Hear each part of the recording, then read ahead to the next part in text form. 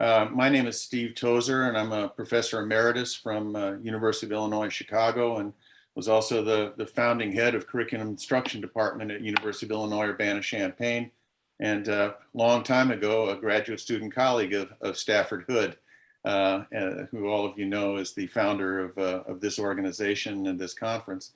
So we're excited to be able to present some of our work today, and I'm pleased that we've got a nice tidy group of attendees because it allows us to have a little more interaction than we might otherwise have. I'll begin by saying that in 2017, when Stanford Center for Ed Policy Analysis published research showing that CPS had become one of the most effective school systems in the country for producing learning growth from grades 3 through 8, our new CEO at that time, Janice Jackson, responded by saying that despite those remarkable gains sustained over time, she was still concerned about the learning gains of African-American students in the most segregated low-income neighborhoods in Chicago, and that's a sizable number of schools.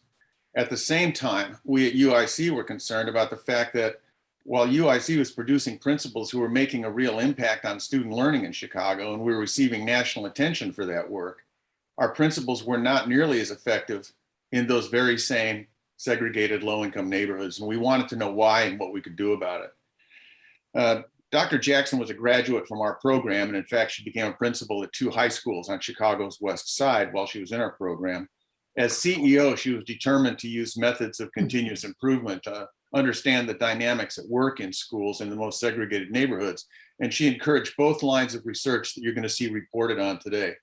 One line of inquiry examines the correlations between unstable student attendance and enrollment, or what we refer to as high churn schools, and achievement, particularly in Chicago's most segregated neighborhoods. The other line of inquiry examines the consequences of CPS's commitment to using NWEA map assessments for student and school accountability in the years since these assessments were adopted. Both of these lines of inquiry show differential impact of assessment and accountability policies for low-income African-American students. To present our findings, we're going to begin with Dr. Lisa Walker, who is for many years a senior researcher at UIC Center for Urban Ed Leadership. Lisa initiated and led the high churn research at UIC that she's going to report on today. We'll then turn to Paul Zavitkovsky, who for over a decade was a leadership coach and assessment specialist at the Center for Urban Ed Leadership, was a transformational principal at Boone Elementary School in CPS prior to that. For 20 years, Paul's been analyzing assessment and achievement trends in CPS. To respond to those findings, we're going to turn to Dr. Lakita Louis, also a graduate of the UIC program in Urban Ed Leadership, and who's produced remarkable achievement gains in reading and mathematics in a high churn setting, Curtis School of Excellence, an elementary school on Chicago's South Side. Lakita was a key collaborator with UIC and the McCormick Foundation funded research on high churn schools. All of you will be muted during the presentations, but I'm going to encourage you to register your questions in the chat, and we're going to pick up on those in the last half hour as we turn to a Q&A section. Because we've got a small attendance group here, we'll be able, I think, to allow you, if our esteemed support person, Katrina, can help us do this, actually pose your questions virtually and not just in the chat. After each presentation, I'm also going to take time for clarifying questions for 5 minutes. So if you have a clarifying question, please post that in the chat and label it as such, clarifying question. And if our group is small enough, then maybe I may just call on you to go ahead and speak your own question. So let's see how that goes. And we're just going to launch right into Dr. Lisa Walker's presentation. Each of these presentations will be 15 minutes or less, and then we'll open things up. So Lisa, please take it from here. Okay, thank you, Steve, and thank you everyone for joining us today. I think the topic of accountability has huge implications for the communities that we're most concerned about at this conference. So I'm grateful for your interest in this. Before I get started, I'd like to acknowledge this financial support of the McCormick Foundation for this work. As Steve said, I developed this work in collaboration with him at the Center for Urban Education Leadership. We worked with about a dozen school leaders, and I think this is really important to mention. Most of them were principals in the Chicago Public Schools, and including Lakita, and their observations and insights inspired the analyses of the accountability system that I'll present today. We have shared this work with senior administrators in the Chicago Public Schools, and their response has consistently been that these data patterns require their attention. Now, I do want to say that while the data I present represents work while I was at the University of Illinois Chicago, the perspectives and interpretations I share today have evolved since I left, and have also been influenced by my research into CREA, and they are my own. So we all know about accountability systems. They've been with us for about 20 years. They operate at the local, state, and federal levels. They've evolved over time. We're aware of all of the controversies around them. Today, I'll be talking about accountability data for the Chicago Public Schools. Although I am focused on the Chicago Public Schools, this case is intended to provide insights into accountability systems more generally. And this slide is just to remind us that systemic racism can arise from our good intentions. Just a nutshell overview of this presentation. It does surface evidence of systemic racism in the accountability system, but at the same time, the accountability system, in conjunction with our high churn index, helps expose that systemic racism. So through what we call a high churn index, this presentation draws attention to high rates of student mobility, absenteeism, and housing instability for African American students in CPS elementary schools. The high churn index reflects instability in the lives of African Americans in Chicago due to poverty and historic and ongoing racism. And this instability affects learning and social emotional development, and importantly, their opportunities to learn. So our accountability system is using measures related to and affected by this instability to make distinctions between the individual performance of schools. And yet it is silent about this instability. So heightened attention to context and to the purposeful involvement of stakeholders would be steps that would help correct this injustice. So this, in a sense, is a negative case of why we need principles and standards of equitable evaluation and why we need to apply them to accountability systems, and also why it's really not an option not to do so. Attention to context and the involvement of stakeholders are notably missing in the design and application of accountability systems. In a pre-conference workshop with Drew Gittimer of Rutgers University, focusing on how to bridge measurement and racial justice perspectives, he clarified that the measurement community historically has been silent around questions of assessment within a social cultural context. Now, the origins of this work are not in evaluation field or accountability policy. They, as Steve said, they're in our interest in developing strong school leaders for a variety of contexts in the Chicago Public Schools. And we were concerned that we were not doing that job well enough for the most challenging school contexts. So we face similar challenges as the evaluation field. How do we better understand context, and how do we engage stakeholders? So I'll talk more about how the context of a work inspired the high churn index later. So I'm going to give a very brief background on accountability systems. I'm assuming many of you are familiar with them. I'll talk about the high churn index. I'll talk about the data results using the high churn index, and then wrap up for Lakita to respond to my presentation. This is simply a framing slide. I don't need to say a lot about this to this audience. You are very familiar with the importance of focusing on context. I do think it's important that these ideas get into standards like this. As a principal preparation program, we're very concerned about having standards for practice. This standard really requires attention to unique circumstances, multiple perspectives in changing settings, and also attention to culture and history. And these are things that we're not thinking about in the accountability system. So I see this kind of attention to historical context in work such as E-Viewing's Ghosts in the Schoolyard, about school closures in Chicago, Thanks to COVID, there's been recent work in the foundation community to map historical inequities on Chicago's South and West sides. And I hope these examples are just the beginning of work that really acknowledges context and presents the question to us of what that means for the work we do. Okay, some quick background on accountability systems. This case is based on the accountability system of the Chicago Public Schools, known as SCORP 1.0, which first went into effect in 2014 and is now under review for redesign. Our analysis, data analysis, covers accountability years 2015 to 2019.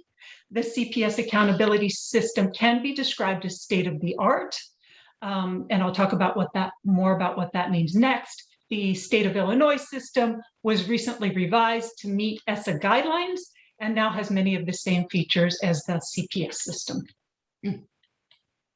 So state-of-the-art means the systems are using multiple measures, not just standardized tests, that they're using growth and learning measures to give credit for students who may be way behind, but who are making gains, but aren't at proficiency levels. And it includes non-academic measures. So all of these things that we associate with school improvement, measures of school improvement, we put these together and we create ratings for these schools. These ratings are mostly used to rank and sort schools on performance. It used to be that we were concerned about improvement for all schools, but really these systems have started to evolve just to focus on the low performers. They operate at different levels, state, local, and federal, and their purposes aren't necessarily well aligned. I won't go into that right now, but if these schools are really priorities for us, we should really be thinking about how these different levels are creating pressures for these schools and whether it's really serving their purposes and supporting them. The high churn index. As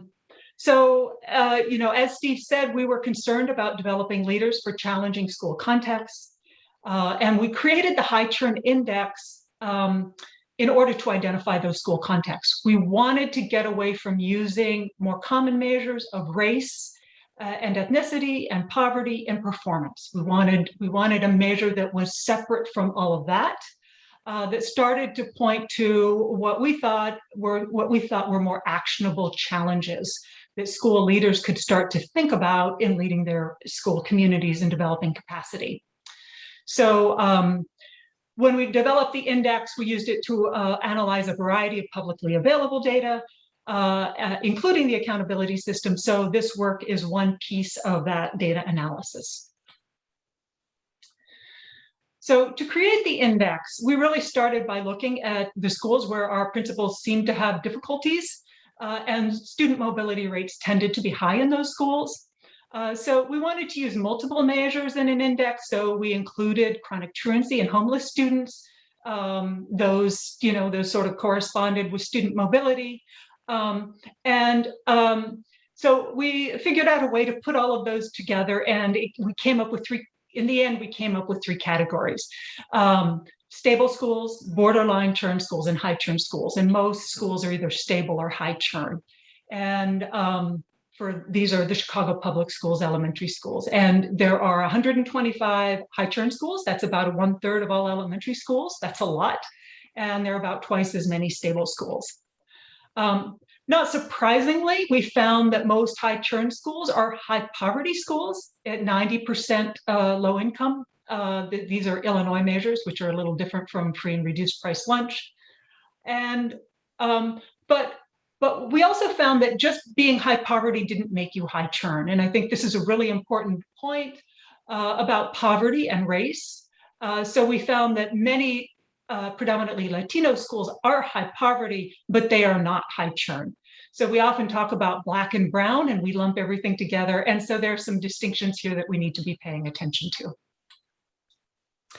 So just to say, stable schools, I mean, what we did was we created these categories, then we ran the numbers, and we found that stable high churn schools have 2.5 to 4 times the amount of homeless students, rate of homeless students, chronic truancy, and student mobility as stable schools. Most high churn schools are on Chicago's south and west sides, which are the neighborhoods that have experienced historic racism and economic inequality. So I'm not using my script, which is good. Hopefully I'm moving along. So I'm going to run through some slides just to present results from looking at the CPS accountability data when we use this churn index. So CPS rates schools on a 5-point scale where level 1+ is the highest rating, and level 2 and 3 identify schools as low performing for support and intervention.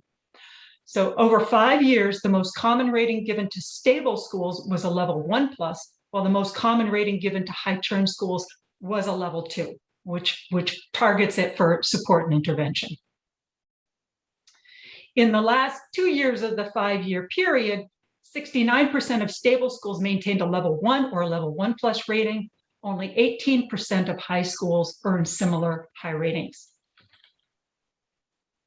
Most high churn schools were not able to sustain the required rating of level 2+ for 2 years to be in good standing with the district. So this was at the end of the 5-year period for 2 years. And importantly, when Paul Zavitkovsky and I looked at student learning, we didn't see better student performance on standardized tests in high churn schools that sustained improvement in accountability ratings compared to schools not able to sustain this improvement. So this accountability system was creating distinctions that we didn't see that was reflected in student learning outcomes. So to sum up what we're seeing, the CPS accountability system is sorting on churn. Level 2 tends to be the bottom of the system for stable schools. Only 5% of ratings for stable schools over 5 years were below level 2+. Meanwhile, many high churn schools find it challenging to sustain a level 2+. And so this pattern holds true for predominantly African-American school enrollments. So that means that those that are stable tend to earn higher ratings. So we're saying it's not necessarily all about race. There's this aspect of churns that's really important in determining these ratings. The state of Illinois system also sorts on churn. Most of the schools identified by the state in Chicago in 2018 were high churn schools, identified as needing intervention, lowest performing, and 30% of CPS high churn schools are performing in the bottom 5% of schools statewide. So I'm at the point where I'm going to start wrapping this up. I think it's helpful to go back to think about adequate yearly progress. Most of you are probably remember that. It required all schools to reach certain proficiency levels. And it meant that all schools eventually would be called failing, which is highly problematic. But it did hold all schools accountable for making measurable improvements. And adequate yearly progress no longer applies. And accountability policy has since evolved to target the lowest performers in the system. That is the real failures. And so this is a problem in our thinking. So accountability policy is really focused on ranking and sorting schools on individual performance. And for these schools, it's a game of musical chairs for high poverty schools. And African-American enrollment schools are most at risk of being found deficient in the system. So where do we go? We really need to shift from focusing on the lowest performers to asking how the system can raise performance overall for a large group of schools operating under similar challenging conditions. We need to understand those conditions much better. We need to understand how to train teachers and leaders for those conditions, and how to engage community members in working with teachers and leaders in these schools. So the lowest performers are simply a subset of this group, and we can better support them if we can better support the much larger group of schools to which they belong. Labeling them as failures is not serving us well. So Paul Zavitkovsky's work is going to speak to issues of assessment and instructional quality for these schools, as will Lupita Louis.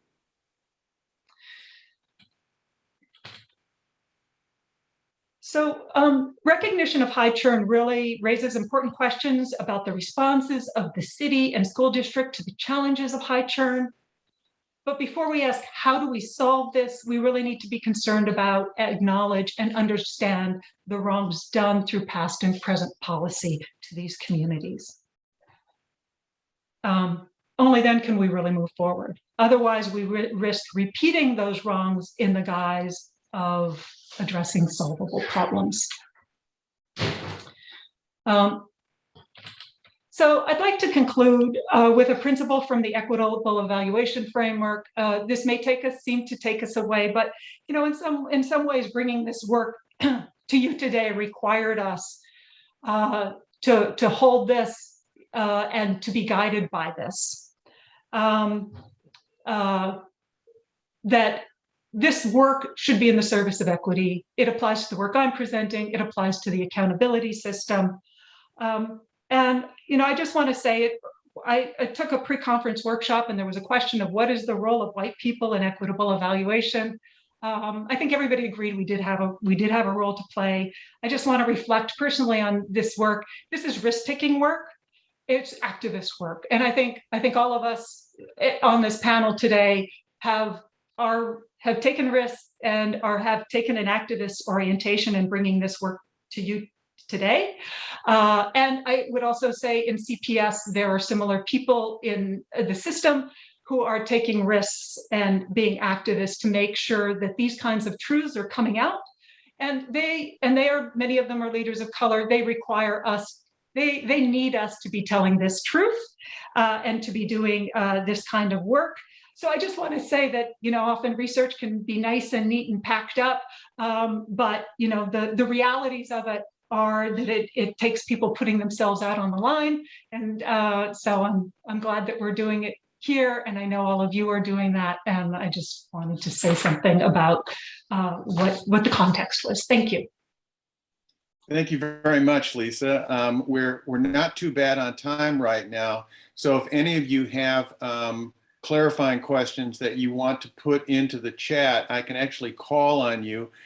Katrina reminded me that Delana Washington wanted to make sure that we clarify what it is that we mean by churn. Even though we had the numbers on the screen, the numbers don't always get cemented in people's understanding. So I'm going to make a kind of a colloquial comment about that, and then ask Lisa if she would like to amplify it.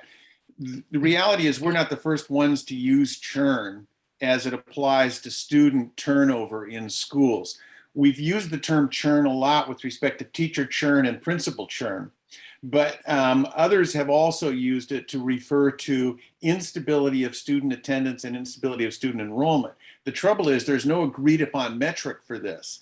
So what Lisa did with her research was to go about this inductively and say, what schools in CPS seem to have double and triple the levels of student mobility and chronic absence versus stable enrollment schools? What schools seem to have 3 to 4 times the level of homelessness versus stable enrollment schools? So there's no agreed upon definition in the literature about churn, but there is an agreement that when kids aren't in school because of issues like homelessness, mobility, and chronic absence, which is a huge issue in the research right now, those schools have different challenges for their leaders than schools that have stable enrollments with almost, we have schools in Chicago that have zero homelessness, for example. That's a very different story from a school that has quite substantial homelessness. So Lisa, that's my colloquial response. I took a little bit too long, but would you want to add anything, or does, and then Delana, go ahead and pop in the chat if you would like to hear more about that. Lisa, go ahead. Yeah, I just want to say that we're also using readily available measures that are in public data to do this work. So we're not, and there are flaws in this data. So, I'm sure that somebody who's really keen on the statistics and scientific precision could sort of take some of this apart. But I think that these measures are really helping us see patterns that need to be seen and would hold up no matter what. So I think if people expect to see scientific precision or even really clean, concise definitions, I'm not sure that this work holds up to that. But I do think it is sort of bringing into focus a set of schools around indicators that we don't foreground enough. I mean, we foreground race, we foreground poverty, we foreground performance, but these indicators are really foregrounding student mobility, whether they're attending school, chronic absenteeism, and homelessness, it's really for schools, that's instability in their housing. So it's getting us to think about those issues and what that really means for improving a school environment so that kids are getting a quality education. And I'm really glad that you pointed out in your slide what our early finding, which was that a very high percentage of African-American high poverty schools actually are not high churn schools. They're actually schools that are doing well on the accountability system. So it's not just about being Black and poor, it's about those Black and poor schools that actually have real attendance and instability of housing issues. Mm-hmm. So thanks for the comment, Delana. I'm keeping an eye on the clock because that's my job.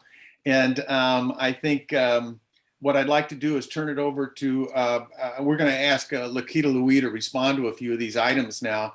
And I'm going to ask Lakita a couple of specific questions. Before I do, Lakita, the audience really wants to know who you are. Tell us your current position, a little about Curtis School of Excellence, and also a little about your educational career and trajectory as a teacher and AP, et cetera, before you became a principal. Just give us a little bit of background on who Lakita Louie is. So good morning, everyone. My name is Lakita Louie. As they said, I am the current principal at Curtis School of Excellence. We are a predominantly African-American school on the far south side of Chicago. Our neighborhood is called Roseland. We are a turnaround school. We were turned around in 2010, and we are currently managed by AUSL, the Academy of Urban School Leadership. We are in our final year of management by AUSL. I have been with CPS going on 19 years. I started with CPS as a special education classroom assistant. And from there, I became a middle school teacher, a coach, curriculum coordinator, and I was also assistant principal on the west side of Chicago in the Austin community, which is similar to the Roseland community, prior to becoming principal here at Curtis. Before I give you any specific kind of a question, Lakita, what jumps out to you as a principal leading what we often call an extreme churn school, not just a high churn school? What jumps out to you from the presentation that you'd want to comment on? So in talking about this work of equity, right? I think schools like mine, we benefit from equity work versus equality work. There's a difference. Like we have been receiving, our school had been under the guidance of equality, which means that we received what everybody else received, right?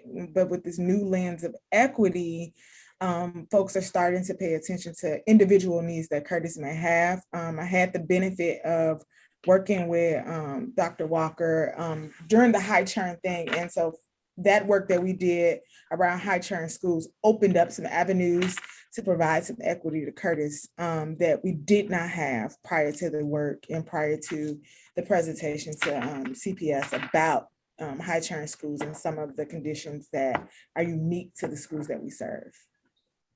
Has your role as part of the inquiry team, the investigation team, has it caused you to have any thoughts about, from a policy perspective, how the CPS accountability policy has any impact on Curtis and other high churn schools? I mean, even if policies weren't in place, high churn schools are challenging. Does the CPS policy environment create any problems for you as a leader? So yes, it does. The accountability policy, it creates a huge problem. So as a high churn school, one of my largest areas that I have to support my school in is school attendance. School attendance is affected through mobility, housing instability, and the fact that folks just need to move sometimes, right? And so folks don't necessarily, that attend my schools, they don't necessarily own their homes.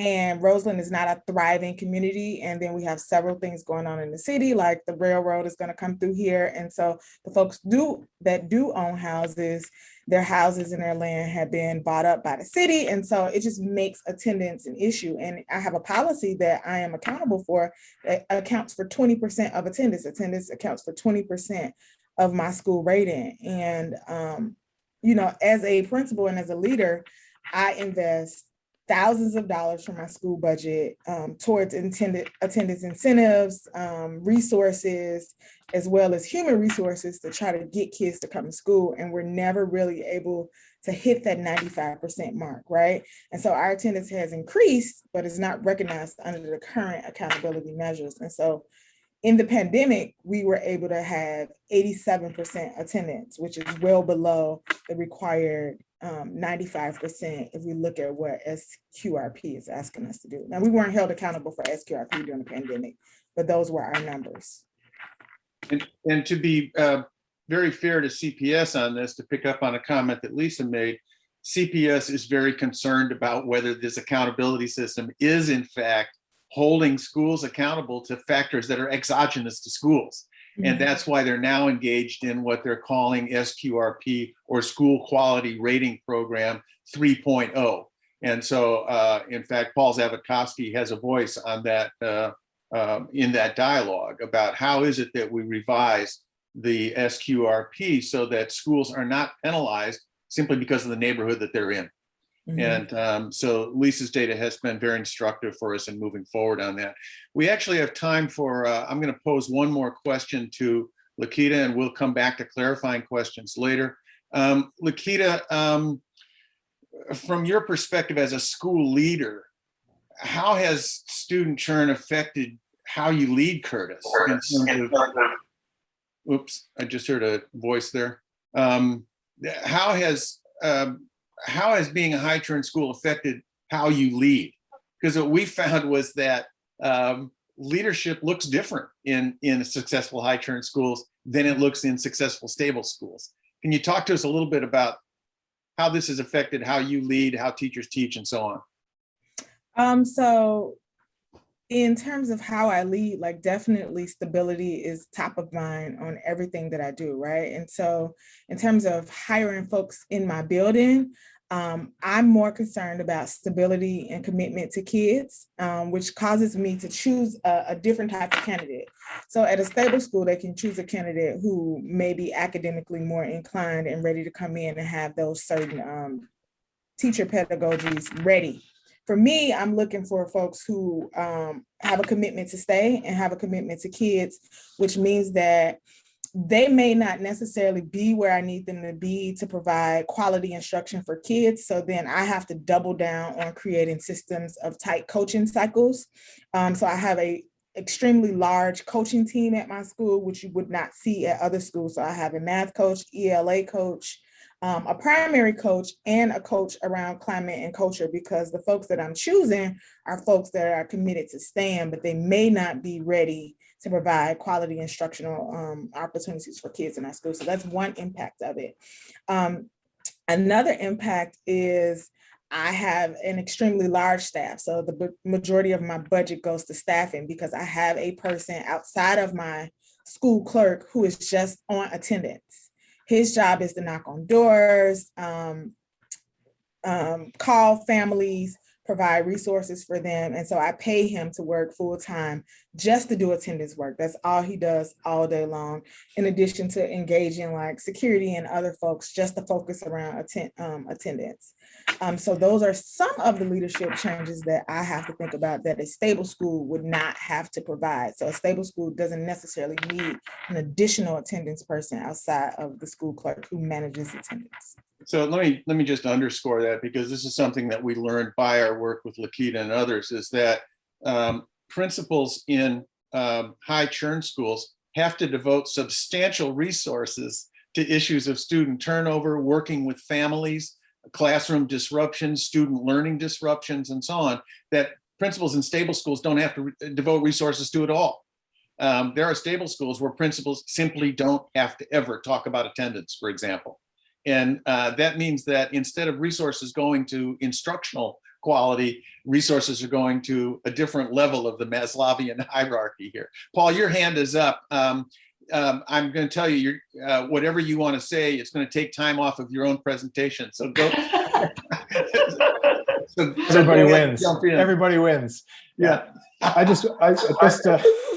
So Lakita, we've spent a little time together at Curtis, and I wonder if you will comment just a little bit on especially the first couple years there as a principal and the amount of time and attention over and above what you might normally see in a school that had less churn to parent and community outreach. So yeah, the majority of my first 2 years at Curtis was around helping and healing trauma within the school. I mentioned earlier that we were a turnaround school, and so there was a lot of mistrust and a lot of laissez-faire attitude about the administration, because so many administrators had come and gone at Curtis. I am the 5th in the 10-year turnaround, and I have been at the school. This is my 5th year there. So if you imagine, there were 4 other administrators who were leading the school within a 4-year span. And so there was a lack of trust, a lack of parental involvement in terms of how they related to the school and how we engaged them in being a part of their kids' education. And so part of that work was to be intentional, to be present, and to be transparent in my work. And so I spent a lot of time meeting with families, working with families, meeting their needs, but also being the face of the school so that they can understand that I was a person that was going to be there in the long run, and I was not going to be a part of what had become a tradition at Curtis, right? Folks would be here for a year and a half and leave, and parents would come in and ask for the principal that was here, 3 years ago, because they had not been aware of how many changes there were, right?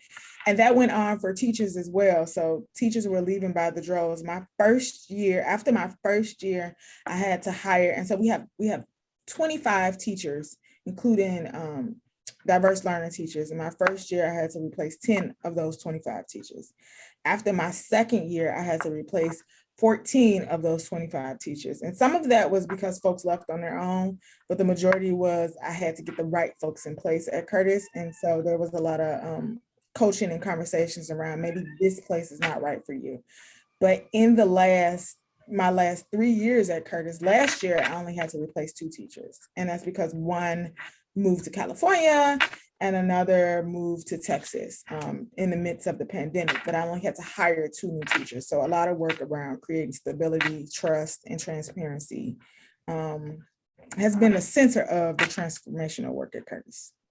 So Paul, let's transition to your presentation. Lakita, those insights are fantastic, and you raised something else that comes out in Lisa's research, which is that teacher turnover is also much higher in high churn schools. And there are reasons for that. But what that means is building teacher capacity in a high churn school is much more difficult than in a stable school, right? And so again, the accountability system doesn't help on those factors. And that's why CPS is trying to revise this. I want to assure Meg that we're coming back to her issue because we do have some data on that. And we'll do that in the clarifying questions after Paul. Paul, we're running only 5 minutes behind, which is really good because we've built in a little bit of flex time for this. So Lakita, thank you again. We're going to hear from Lakita after Paul as well. So Paul, take it away if you would, and I'll go ahead and mute and let's hear what you got to say. Thank you, Steve, and thank you everybody for being here this morning. A few years ago, Steve Tozer and I had the opportunity to share a story about achievement in Chicago schools that at the time took a lot of people by surprise. The main message of that story was that Chicago students were outperforming most of their counterparts who attended schools in districts outside of Chicago. And the slide you see here has some information that details at least a few of those findings. I'm just going to describe what you're looking at and let the trend lines speak for themselves. So the chart in the middle of the screen, the left-hand chart, the columns in that chart show NAEP scores for 4th grade math. The one on the left is showing students NAEP scores for lower achieving students, the one in the middle for average achievers, and the one on the right for higher achievers. The green line is all Illinois, including Chicago, and the blue line is all Chicago. And you can imagine if you take that blue line out of the green line, which we couldn't do because NAEP doesn't report scores that way, that all Illinois scores would have actually been in decline had it not been for the performance of students in all achievement levels in Chicago. The chart on the right is a breakdown of students by student demographics. The column on the left is for the city of Chicago. The two rows, the top row is for students who are eligible for free and reduced lunch. The bottom row is for students who are not eligible for free and reduced lunch. And you can see that you can see the difference in the line trends that from the left side and the right side for each of the demographic subgroups that we're talking about here. Blue lines are white students, orange lines are for Latinx students, and purple lines represent Black students. Paul, would you just say what the time period was, because you can't really see that very well? I'm sorry. Of course, these are from the chart on the right is from 2003 to 2015, and the timeline for the chart on the left is 2003 to 2015, and the chart on the right is 2001 to 2016. So what we see is for over a decade, we see the state of Illinois basically flat for all population groups or declining, and for Chicago Public Schools, a dramatic increase for all 3 population groups. That's correct. Okay, thanks. And that's, basically what we're looking at here is the NCLB era.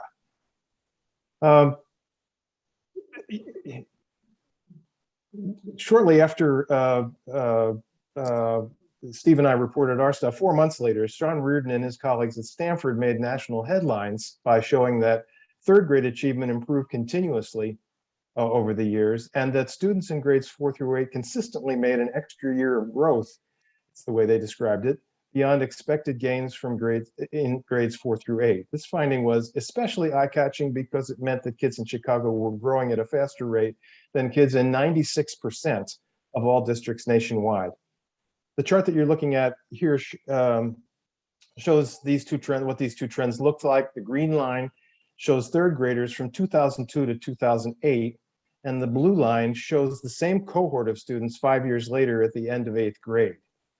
So if 4th through 8th grade students had just made expected gains, but no more than that, the 2 lines would have overlapped.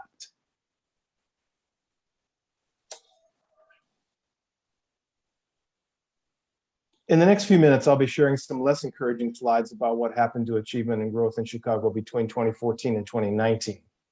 Those are the years after the ones that Reardon, Steve Tozer, and I reported on, but prior to the COVID shutdown. Importantly, they're also the years when CPS began to use NWEA MAP as the backbone for its assessment and accountability systems in K-8 elementary schools throughout the district. In the next few slides, I'll just be describing what the chart lines stand for and let you draw your own conclusions about what the data are telling you. So in this chart, the chart on the top here is really just a replication of the one that we were looking at a little earlier. The one on the bottom extends, is basically the top chart with an addition from the years 2013 to 2019. And so what you're seeing in the green line is the 3rd grade scores from 2014 and the same cohort of students in 8th grade in 2019. And what you see is the 3rd grade scores are continuing to grow as they were in the Reardon report, but the 8th grade scores are flattening and declining to the point where there is no more value added above and beyond expected gains in 8th grade. So that entire extra year of growth has essentially disappeared by the time we get to 2019. Here's a breakdown of how these scores looked in 3rd grade. Again, Chicago scores were continuing to increase. The add-on to this slide that's worth looking at is that the blue lines are Chicago students, and the green lines are the counterparts for those students in the rest of the state. So that you can be seeing how Chicago, again, are comparing to students in like demographic groups in the rest of the state.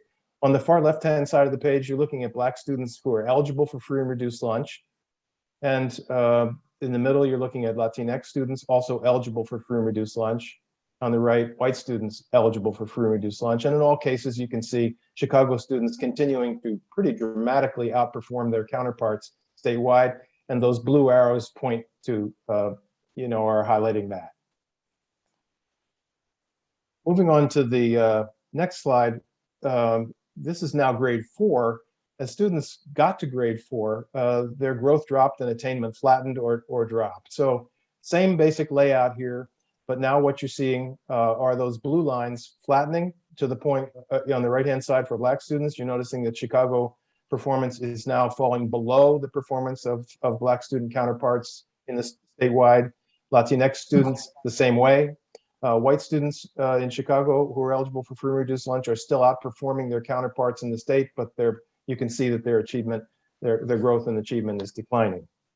And by 5th grade, you'll see that the same thing is 5th grade and above, the same thing is happening again, basically the same patterns you were looking at in the prior slides. This particular slide it is a little different, it reports something a little bit differently. These are Chicago students only at this point. And the shifts that you're seeing between the dotted gray lines and the blue lines are 2-year shifts. And I'll just kind of walking through the charts. You look at the chart on the upper left-hand side, 3rd grade through 5th grade. These are 2-year changes in attainment for the same cohort of youngsters. And so the key thing to notice here is that when kids were in 5th grade in 2014, those lines intersected.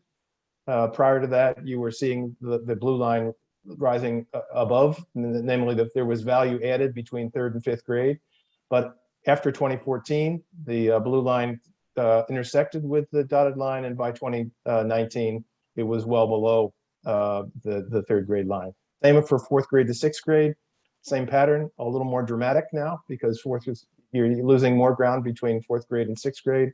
Between 5th grade and 7th grade, the same. Between 6th grade and 8th grade, there's a little pickup in 2019, but again, it's essentially even in 8th grade, where there are other factors that I could talk about later if you're interested, that get involved here. The achievement is still well below its 2014. It's 2014 total. So when we started looking, because we're talking about the exact same years that NWA was adopted, in CPS, we started looking pretty carefully, and we have been looking for quite a while, at some of the things, at some of the reporting practices that NWA uses to see if we could follow up on a suspicion that we had that NWA at least had some complicity in what was going on after 2014, after over a decade of unparalleled growth, both in the state and nationwide. And so here are 3 components of NWA reportage that we think are likely to have contributed a great deal to the kind of declines that you saw in the earlier slides. This slide shows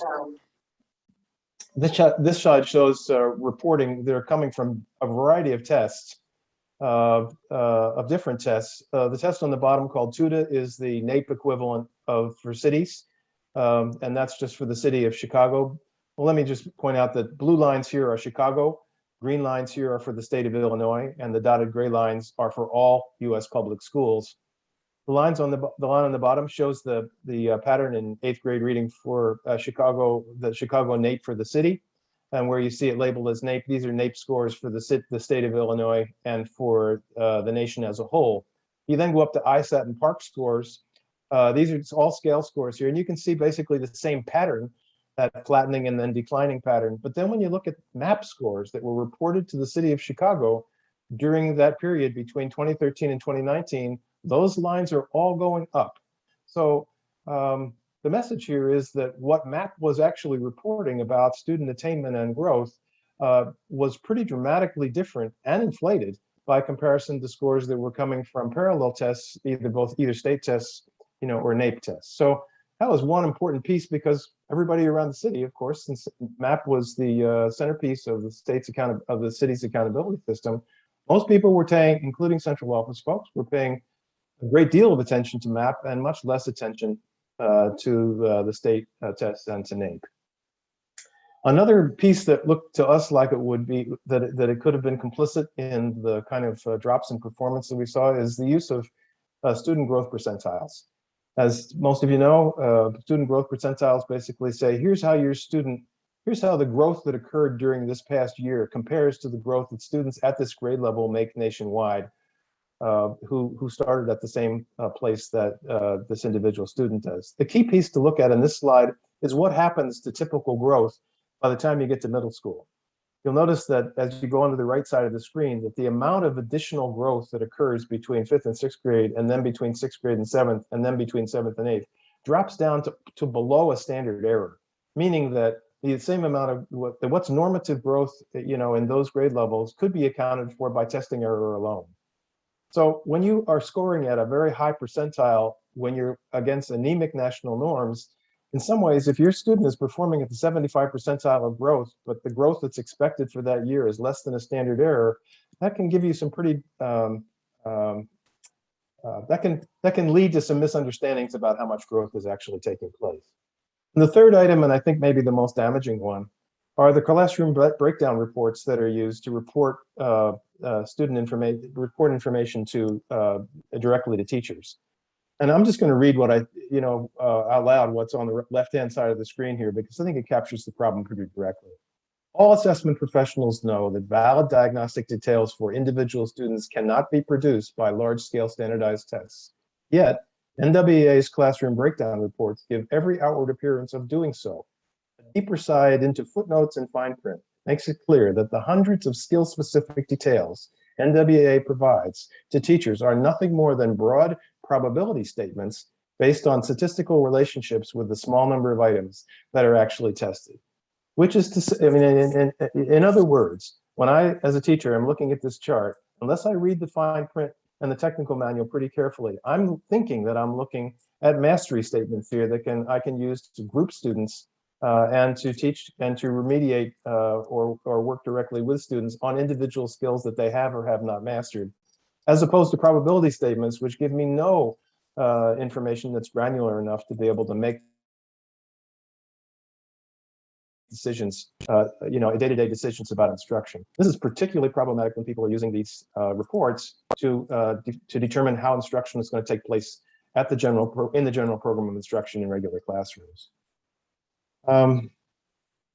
Our contention is that reports of this kind that use breakdown classroom reports not only misrepresent what large-scale standardized tests actually assess, but they also tacitly reinforce two aspects of American teaching culture that researchers have known for decades contribute to chronic opportunity gaps that are closely associated with race and class. One is widespread belief that a full range of basic skills needs to be mastered before deep learning is possible, what Almeida has called, now I'm even forgetting he's called it a pernicious myth. There we go. And second, the widespread practice among American teachers to engage in heavily didactic, one skill at a time teaching that does most of the thinking for students and minimizes the degree to which students engage regularly in productive connection-making struggle. And this particular point is one that's made over and over again in Stigler and Hebert's text called The Teaching Gap, that's shown on the screen. All in all, our contention is that this kind of reporting and the implications that it has for instruction fit right into the category of what Zaretta Hammond has called structural racialization, which is a series of seemingly benign or supposedly well-intended practices that actually create a negative, cumulative, and reinforcing effect that supports rather than dismantles the status quo with an institution.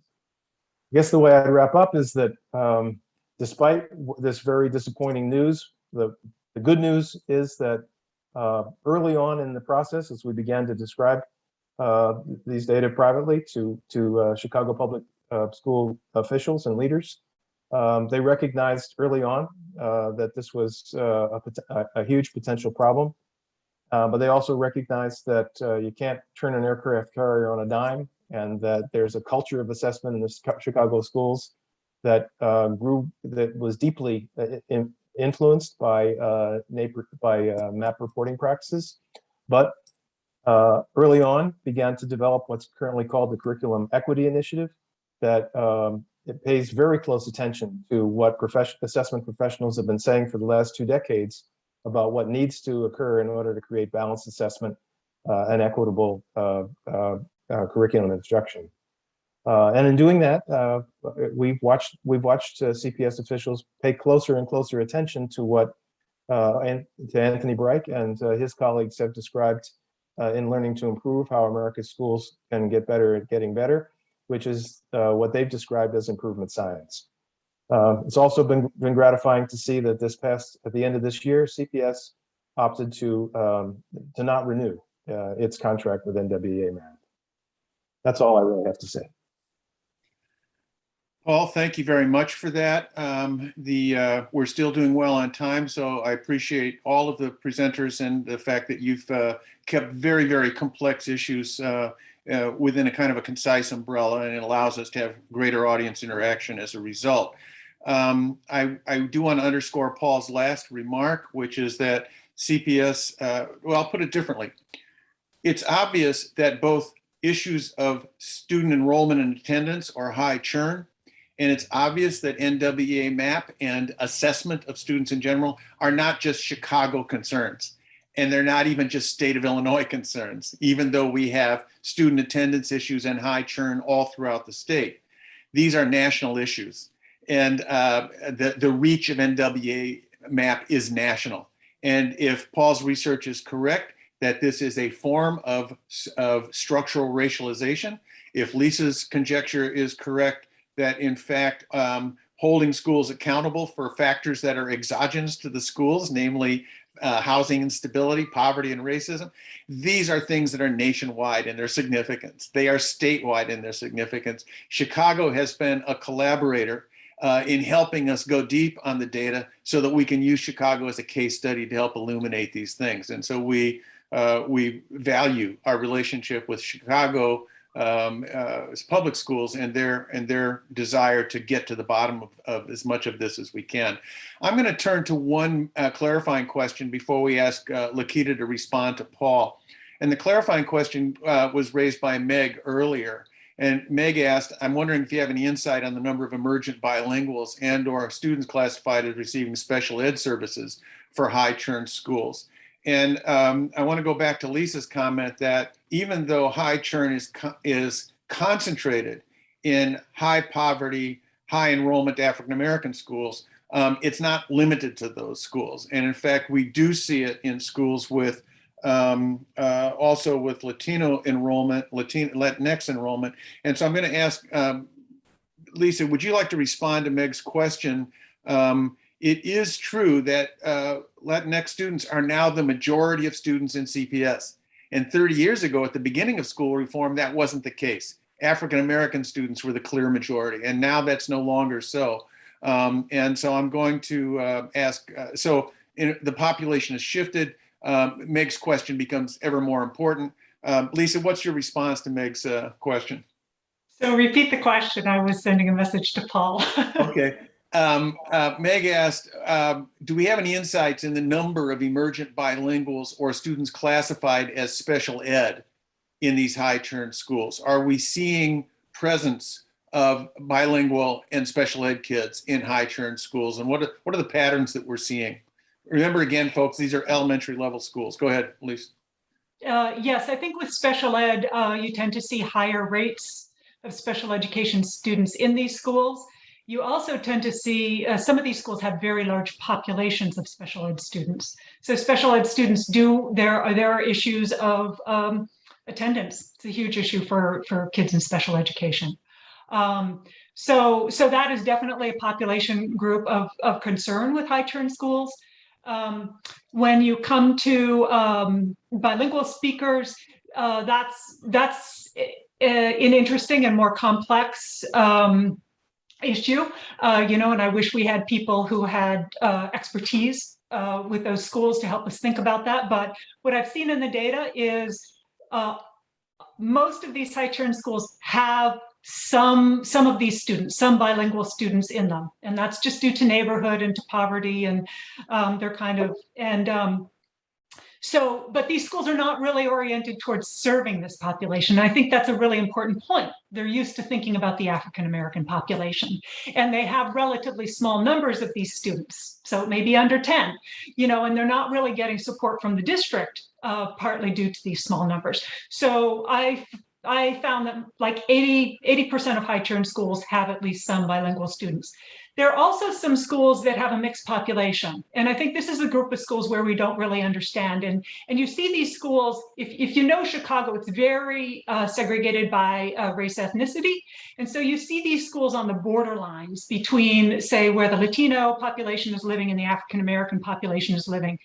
And so we don't really understand. So, maybe 20% of these schools are, kind of have this mix.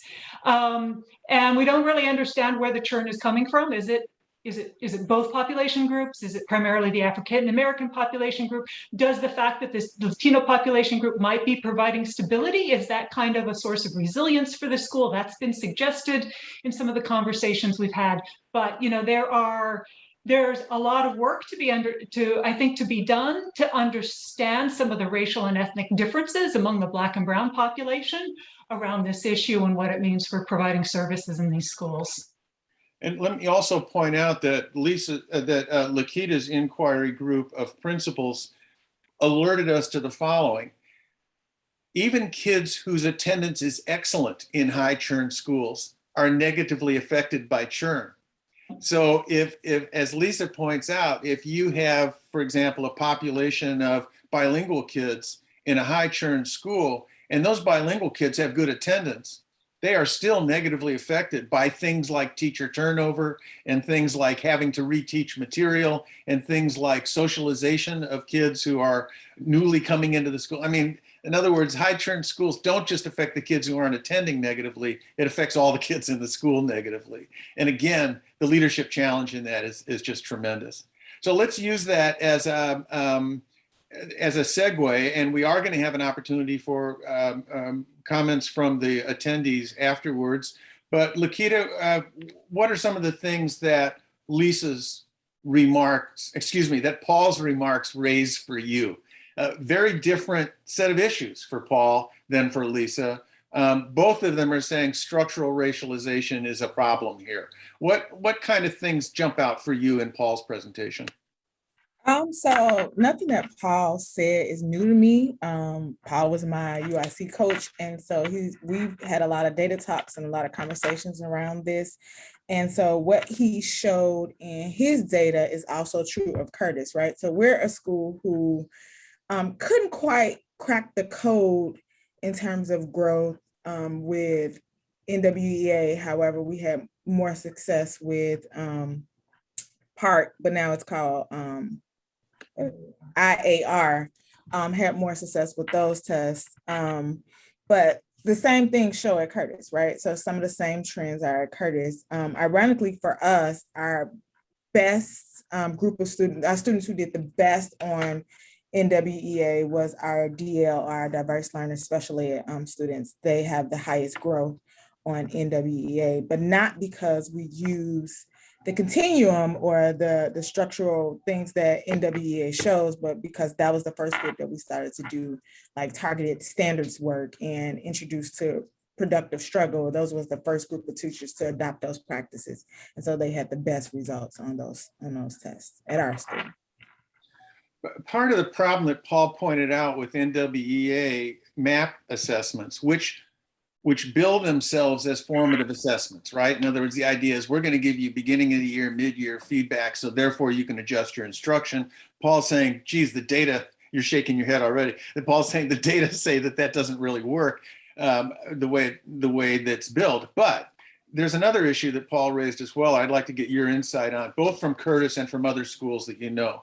One of the things that we kept hearing is that principals, because NWEA MAP was part of the CPS Accountability System, that principals were paying attention to MAP much more than they were paying attention to IAR or PARC before IAR. Could you talk a little about that? I mean, is that would that be true for Curtis also? Was it true for other principals that you know who are in high churn schools?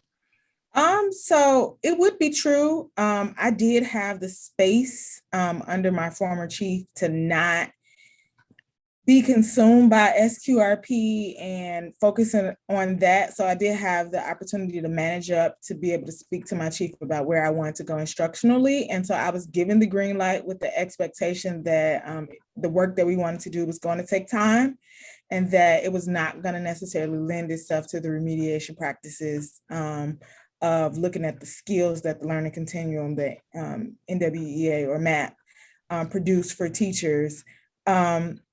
The test really wasn't formative, as Paul said, right? And so you can't really diagnose what kids need or where the instructional practices fell short based on just percentages and colors of red, yellow, green, right? So there was no opportunity to evaluate student work or student thinking to figure out what shifts we need to make in our instructional practices. So at that time, our chief paid for a supplemental test that we used in order to inform our work around standards and instructional practice change, which led to our gains, especially in our third grade on PARC at Curtis. And so we used ANET a lot because we were able to see the items, we were able to see how the kids responded to the items, and then we were able to have a conversation with kids, have a conversation with colleagues to talk about like why kids made the decisions that they made, what part of the standard or all of it they missed, what did they master from it, where that's a set of data that we did not receive from NWEA. And just to be clear, using this sort of, by not foregrounding NWEA, foregrounding other assessments and formative classroom assessments as well, you were actually able to move the kids in an extreme churn school to the majority of kids at or above grade level in reading, which is just, I mean, that just doesn't happen very often. So Paul, your hand is up. What did you want to contribute? Yeah, I just wanted to ask Lakita if you would comment on something that I know you experienced when you first came to Curtis as a principal, which was that, as I remember it anyway, a lot of map-driven, one skill at a time instruction on the part of classroom teachers, and that's about 180 degrees different than the mantra that you brought to the school, which is that all students are really capable of deep learning if the instruction is formulated the right way, and if you pay attention to what kids are able to do as opposed to what they're not able to do. Could you comment a little bit on some of the work that you've had to do to help people unlearn what was really built into the woodwork of administrative and teacher practice when you arrived? Well, part of that was getting to know what the test was asking folks, right? And so you're given this continuum, and the continuum is broken down into individual discrete skills, right? And it presents itself as a checklist.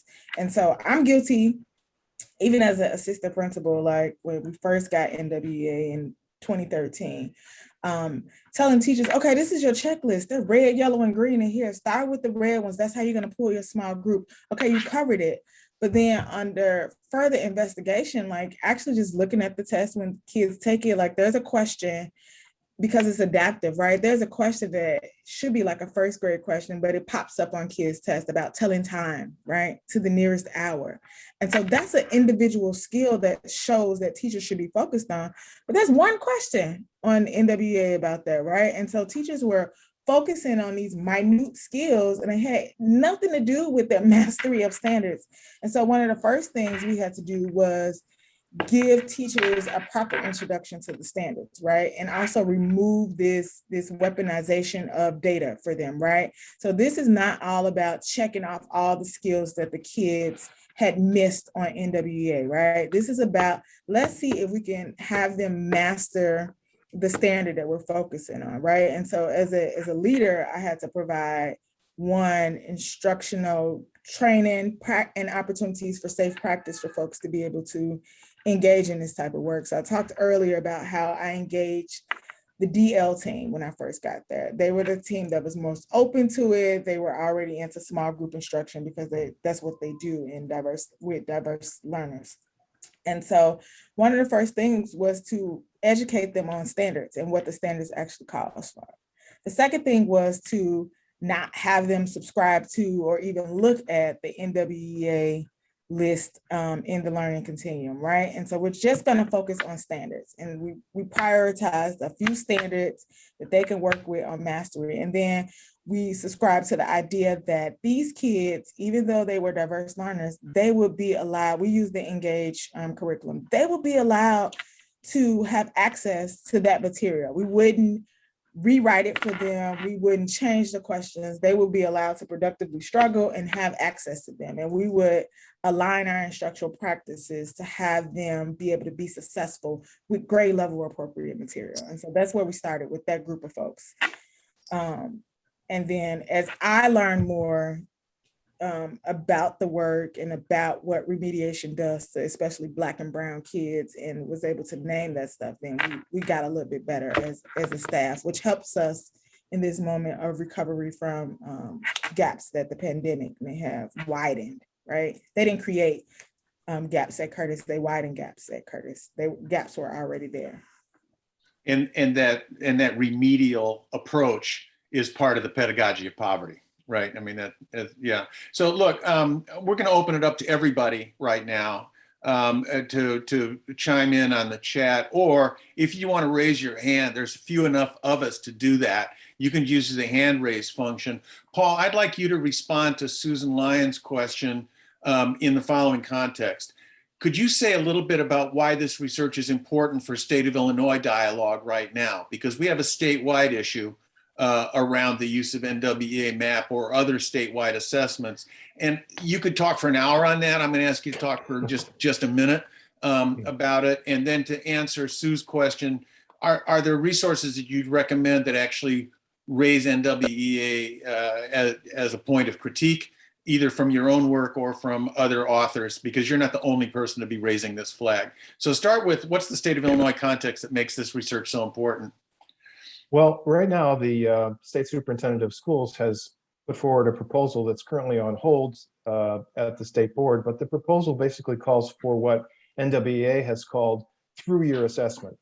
And there are many aspects to through-year assessment, but the key one is that the model calls for elimination of a single year-end assessment, which at least as far as the way it's promoted is concerned, it sort of reduces testing time.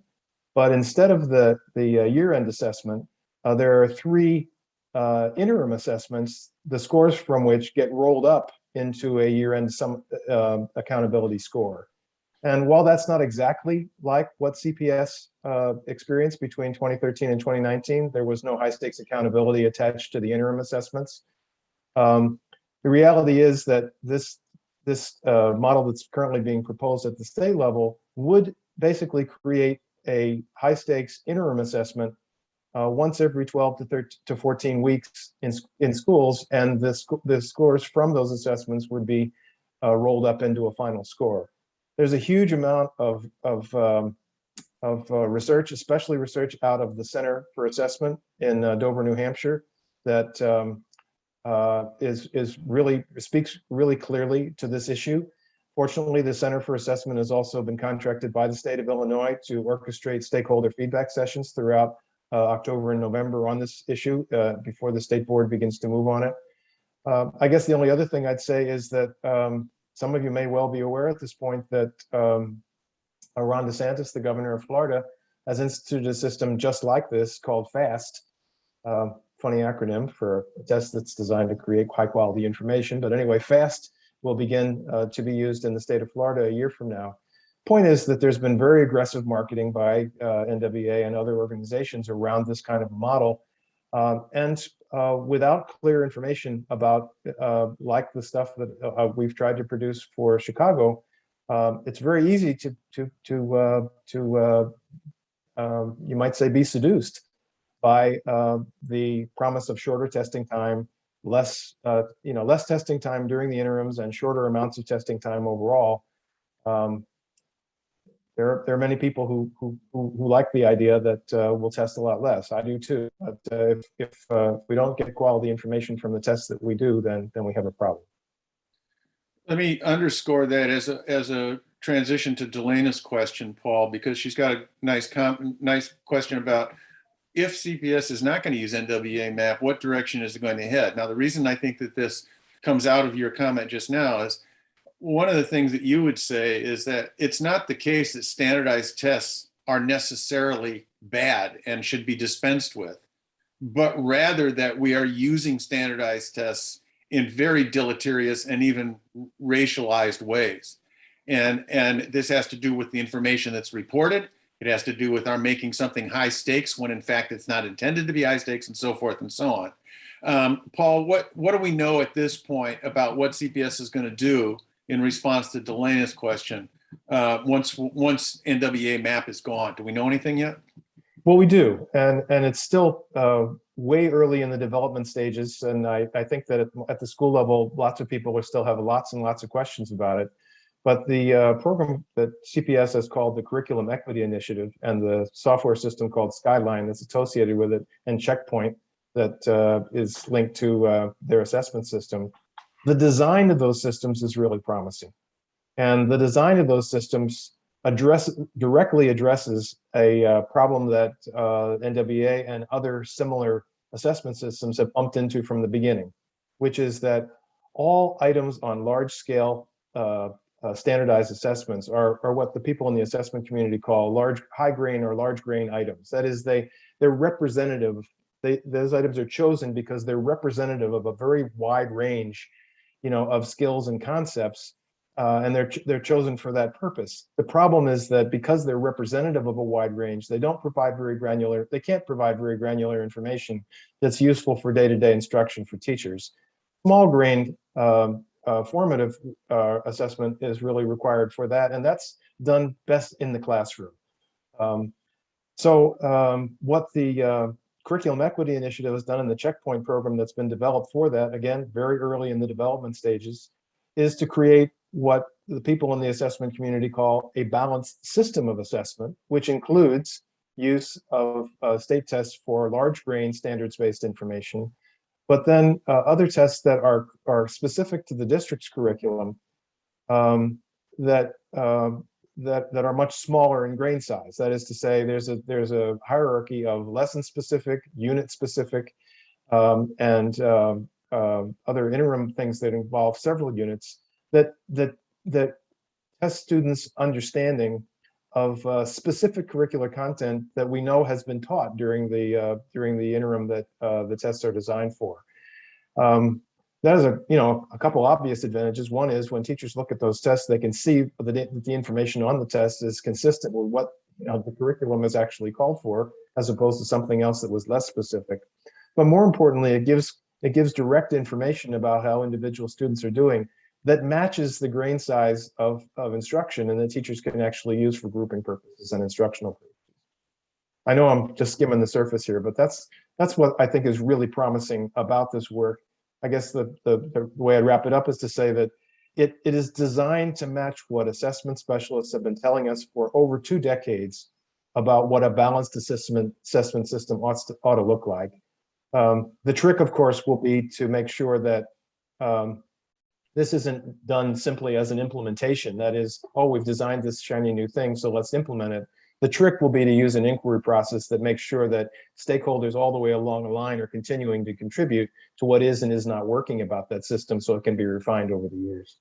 And let me just underscore, in accord with the theme of this conference, when the system doesn't work, the kids who are hurt worst are the lowest performing kids, who tend to be the kids from the lowest economic strata backgrounds. Those tend in Chicago to be Black and brown kids. So in other words, it goes, nobody intends, because a system isn't working well, to disadvantage Black and brown kids. That is the outcome of the system. And it's systemically the outcome of the system. So we're somewhat excited about a new approach that actually drives much more formative assessment into the hands of teachers in classrooms. This is not a teacher-proof approach. This is an approach that says teachers can be professionals who can do formative assessment around the issues that their kids need the most support on, which is exactly the information that mass standardized tests are not giving us. So I have one other thing to add to this, Steve, that I think it's a specific example of, a danger point that I know CPS officials are looking carefully at and will be attending to. So The screening device that's been adopted by CPS to replace NWEA is called Star 360, Renaissance Star 360. And the intention of Star 360 is to operate as a high level screening device to put a yellow flag next to students who look like they might need tier 2 and tier 3 support on the MTSS continuum.